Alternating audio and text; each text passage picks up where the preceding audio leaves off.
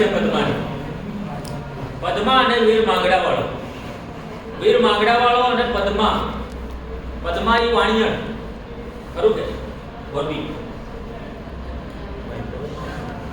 બંને ચોપાટું રમે છે અને ચોપાટુમાં એક જણ આવીને કીધું કે વીર માંગડા કોઈ બચાવવા માટે થઈ જાય છે અને ત્યાં એને એની ચોપાટને કહેતો જાય છે જે એની પ્રેમિકા છે કે હું આવું કે ન આવું, ભલે શહીદ થઈ જાઓ પણ આપણો પ્રેમ આજીવન જીવતો રહેશે.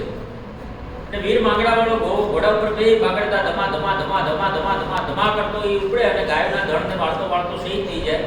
અને આ બાજુ પદ્મા એકલી ઘણા વર્ષોના વાણા વહી ગયા અને પછી પદ્માના લગ્ન લેવાય છે, કોઈ બીજે ગામથી જાન આવે છે અને આ બાજુ વીર માંગડાવાળાનો મામો જાનૈયો થઈ અને આમે ત્યાં પહેલાના સમયમાં આપણે એવું હતું કે જાન 2 દિવસ સુધી હાલતી, એક દિવસ બીજા દિવસે રોકાતી જગ્યા જ્યાં મળ્યા, બીજા દિવસે જાન લઈને આવતા.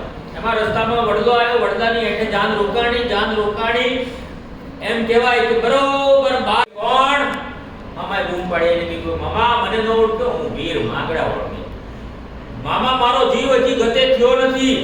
કેમ કે પદ્મામાં મારો જીવ રહી ગયો છે. અને પછી આખી ઘટના ત્યાંથી ચાલુ થાય અને ભૂત થઈને રહેલો માંગડાવાળો મામો એને ભૂત થઈને પદ્મા હાથે પરણાવે છે, પછી એનું જીવ ગતે થાય છે એટલે મોક્ષ પામે છે.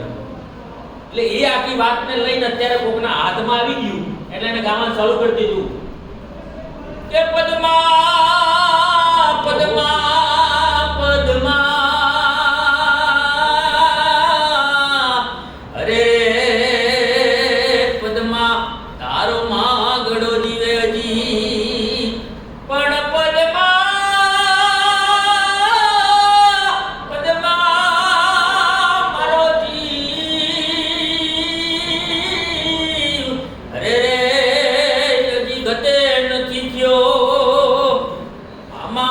પદ્મા